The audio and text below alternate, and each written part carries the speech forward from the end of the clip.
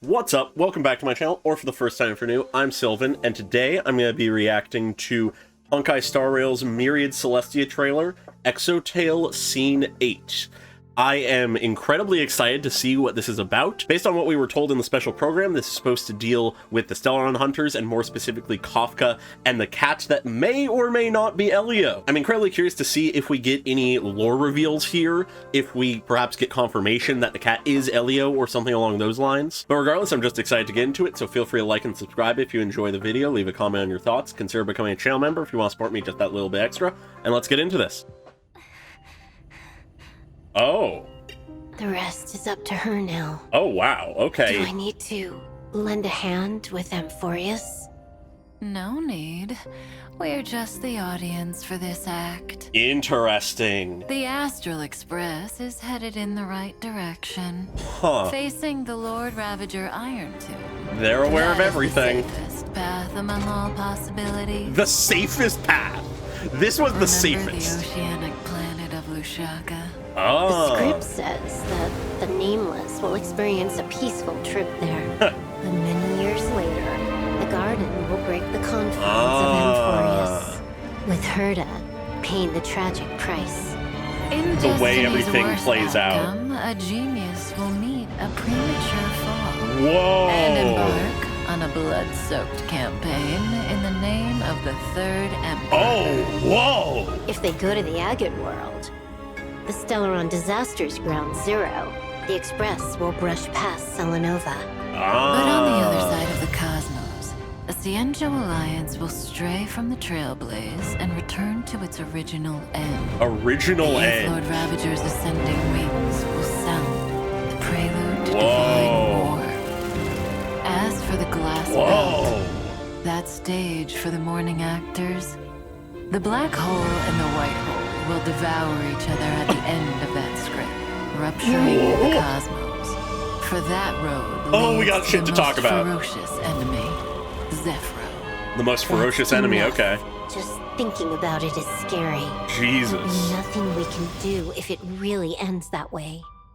Fortunately, Destiny is still on the right track. Okay. Only two possibilities remain. So the chances are 50-50. Huh. In possibility A coin A, flip. the remembrance of Amphorius will still head towards destruction. Will fail, okay. Thank you for fulfilling my wish. Whoa. Stand with me and become heroes! Everything. Definitely write an ending like none that has come before. Ooh. Farewells are unavoidable for the Trailblaze. Hopefully not this time. On the But road to defy the destruction, we must become used to loss in order to continue onward. oh fuck. The background music also here is great. Or there's possibility B. Okay. That's one possibility. Something more tempting, but also more terrible. More terrible? In the name of love, she will treasure all that has faded Oh. till the end of time, when the remembrance becomes the fourth kind of The finality. fourth kind of finality? Oh, like the freezing over At of the least universe? that ending will be gentle enough. Oh, come on. Please make sure it doesn't happen. Huh. The gazes of the eons will soon all fall upon Amphorius. Why don't we Wow. meet them at the next stop after Penaclony wraps up? There better still be a next stop. Wow. Don't worry, the views of the road ahead are already reflected in those eyes. Gee, I wonder if it's Elio or not. Holy A shit. tomorrow where Oh? the stars shine. And Amphorius's life. People meet each other from breaking apart and face farewells by embracing. Remember to take a deep breath, partner. Huh. Then, walk towards tomorrow. Huh.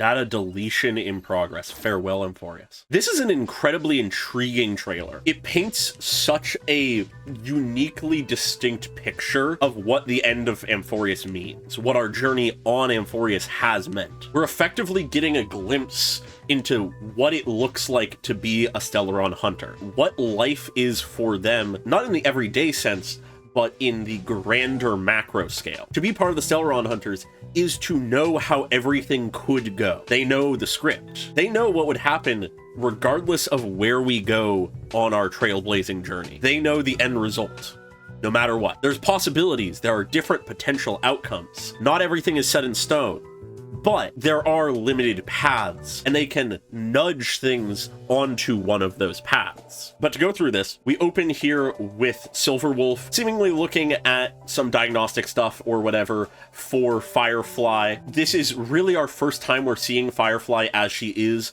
outside of Penacony. She's holding on, but clearly she is still deteriorating. She hasn't in any way recovered since we last heard about her. But as this is happening, Silverwolf says, the rest is up to her now. Do I need to lend a hand with Amphorius? But Kafka says, no need. We're just the audience for this act. As she is sitting back with a drink, not even fully looking at Amphorius. But Elio is. I'm going to refer to the cat as Elio for all this because, I mean, it's pretty obvious at this point, but regardless, Elio is looking to Amphorius. It is reflected in his eyes. And as Kafka begins to explain that we're on the right track and explain what's going on and what will happen, we zoom into the eye of Elio as Amphorius is reflected in their eye, but then they blink and their iris turns from a sort of orangish yellow to blue. Perhaps an activation of their ability to see the future or something along those lines. But apparently, facing the Lord Ravager Iron Tomb as we are now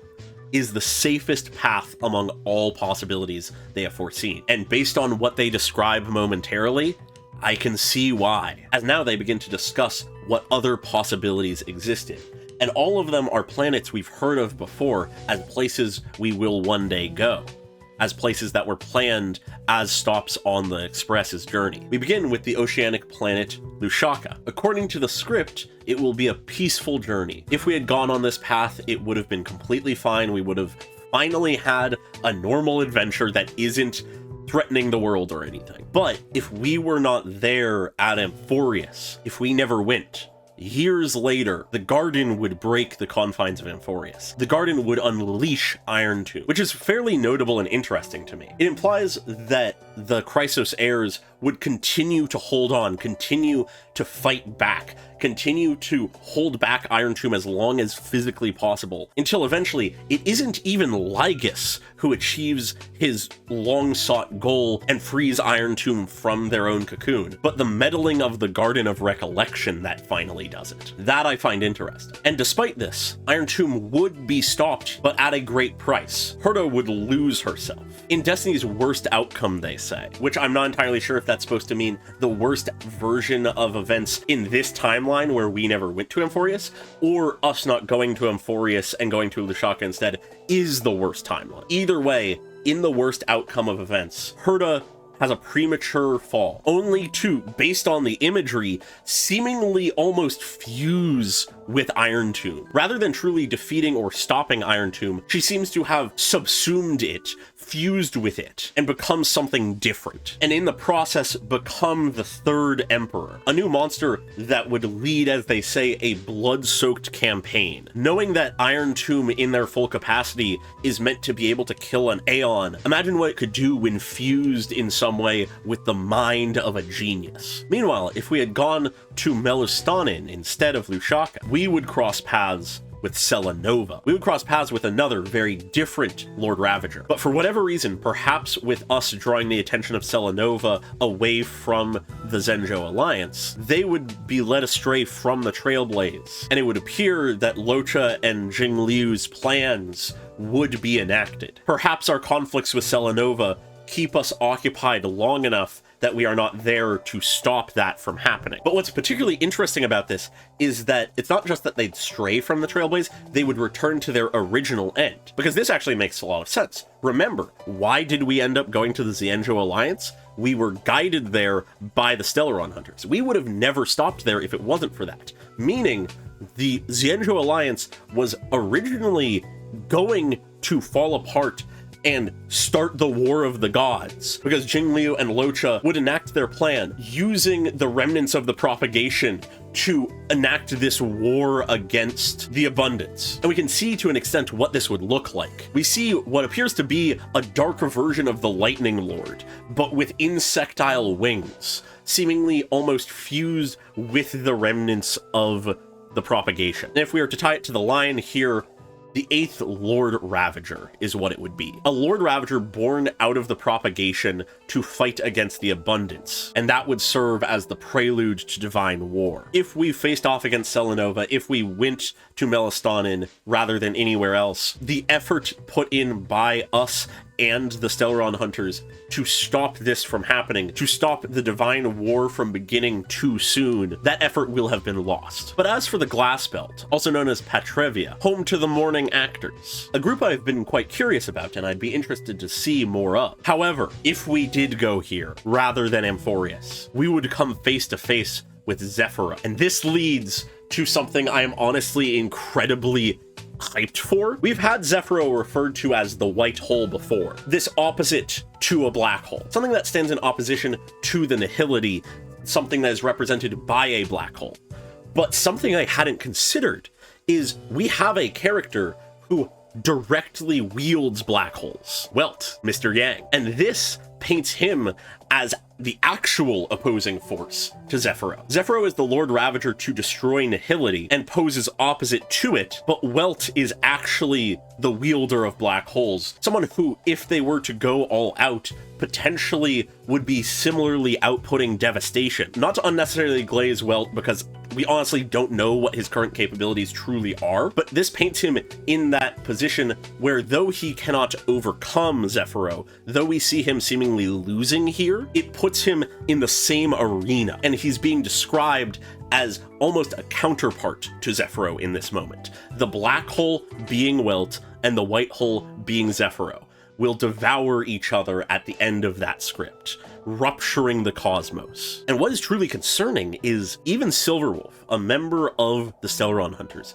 who knows what can and can't happen, is scared of the idea of us making contact with Zephyro, of what that would do. And if I'm to interpret the visuals here a bit, it almost seems like if that were to happen, we would fall either to nihility or to Zephyro into some alternate oblivion of his making. As we have this hourglass that we are falling through, all of these key items to us falling with us, our bat, our lance, our hat, March's camera, which we have been carrying, countless pages likely from As We Have Writ, and interestingly enough, some records. But we are falling through this hourglass to the other side, which has the shadowy hands of this almost afterlife place of oblivion leading to nihility that we have seen before. Perhaps us falling into that marks sort of a complete dooming of the Stellaron Hunters' plans. We seem to be the linchpin. Though, depending on how close we were truly with them, it also could be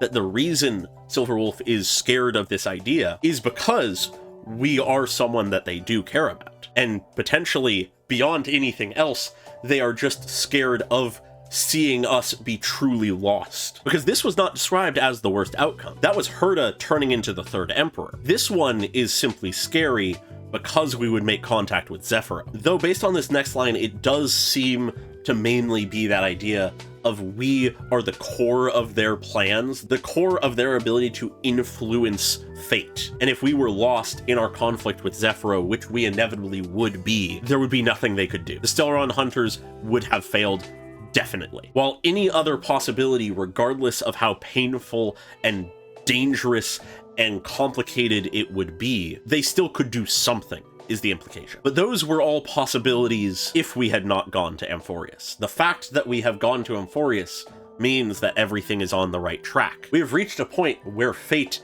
has honed in to two options, two paths, two possibilities. It's all down to a 50-50, and that worries me, because I am not good at winning 50-50s. But looking at these possibilities, because they are not inherently a good and a bad outcome. In possibility A, the remembrance of Amphorius will still head towards destruction. Despite all our efforts, destruction will be the final destination of Amphorius. Despite everyone's wishes, despite everyone's pure determination, despite the unending hope of Amphorius, it will still end in destruction. Farewells are unavoidable on the Trailblaze, and yet it is incredibly tragic to think that everything that has happened, all of these bonds we have made, will end in destruction despite everything. We will not be able to step in tomorrow with them. The Chrysos heirs, all their hopes, dreams, wishes, they will remain unfulfilled. Or even if they can be fulfilled, they will not be able to see that fulfillment. They will not be able to stand there with us. A true tragedy to the end of this tale. It would not have been as we have written. The book itself burns at our feet. But then there is possibility B. Though Amphorius is still at threat of falling to destruction, of ending in flames, of not being able to see everyone tomorrow, we have made a second possibility at this point. Something more tempting but more terrible is what Silverwolf describes it as. And it seems that Cyrene stands for that possibility. Her in her new form is that possibility, but it isn't as triumphant as simply Cyrene has become another possibility of victory, of no losses. It seems perhaps she may be the one who is lost. In the name of love, she will treasure all that has faded. This could be talking about either us or Cyrene. I'm more inclined to say Cyrene, but it could be either of us, or both.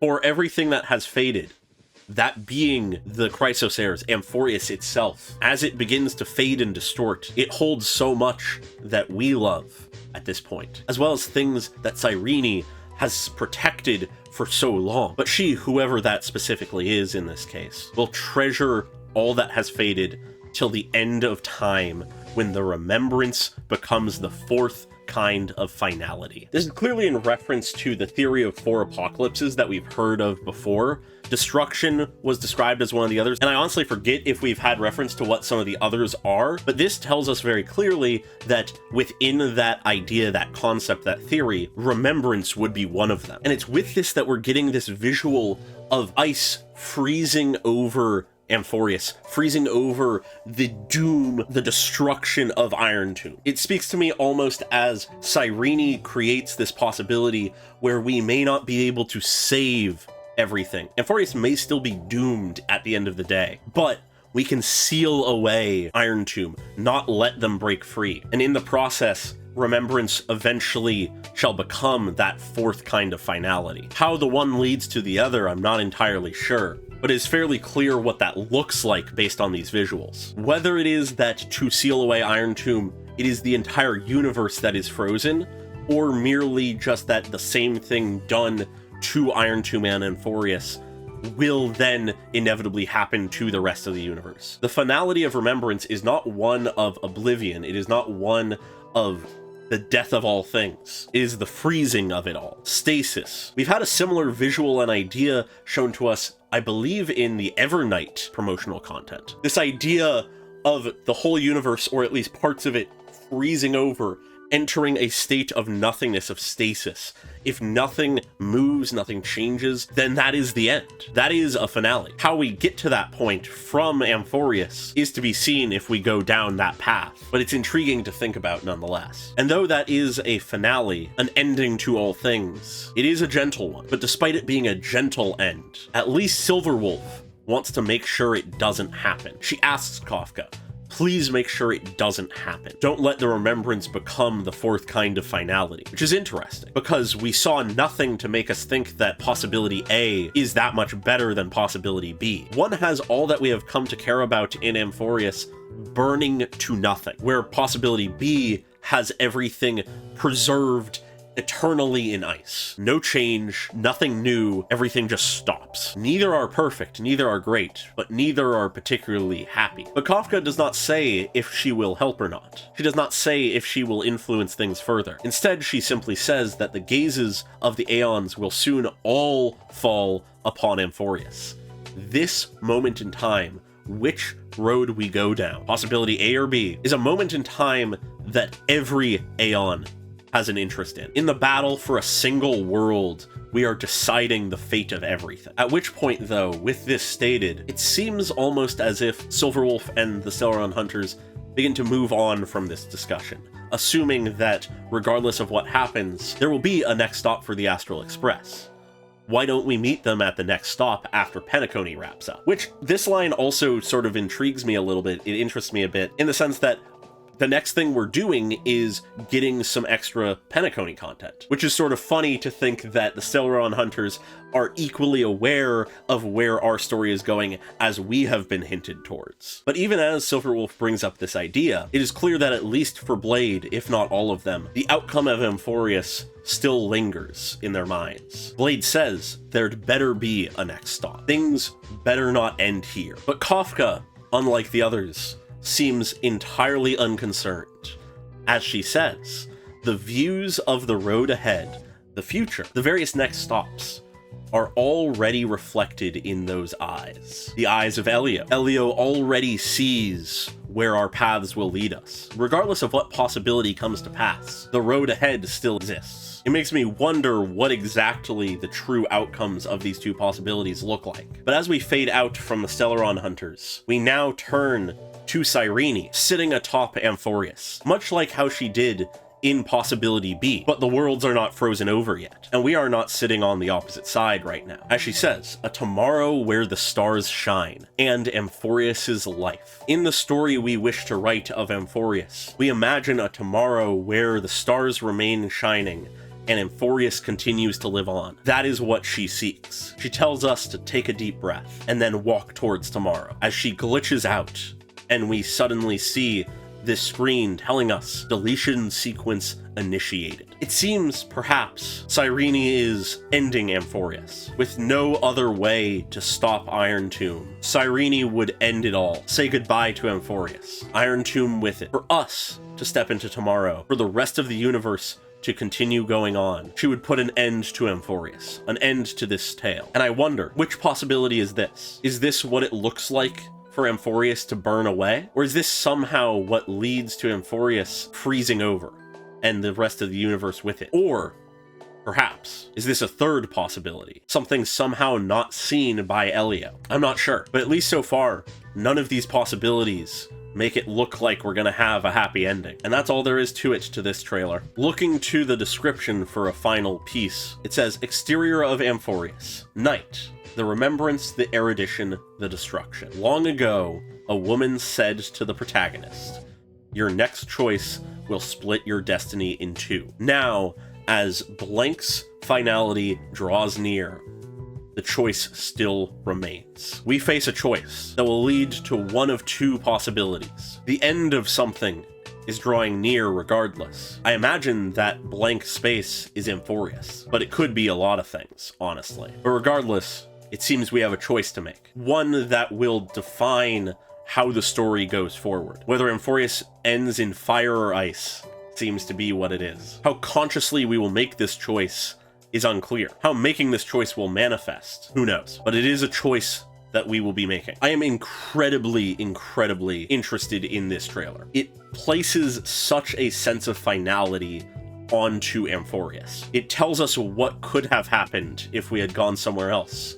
And it tells us where we can go. And yet, we are left with such uncertainty, and it just makes me incredibly excited to finally see what happens, to play through the finale to Amphorius, finally see if we can defeat Iron Tomb, step into tomorrow, or if everything ends in destruction. But with that, I think I'll leave it there. Feel free to like and subscribe if you enjoyed the video, leave a comment on your thoughts, and very special thanks to all of my channel members, including Desaize and Pokelove101 at the normal tier, and Kondo Nano at the cool person tier.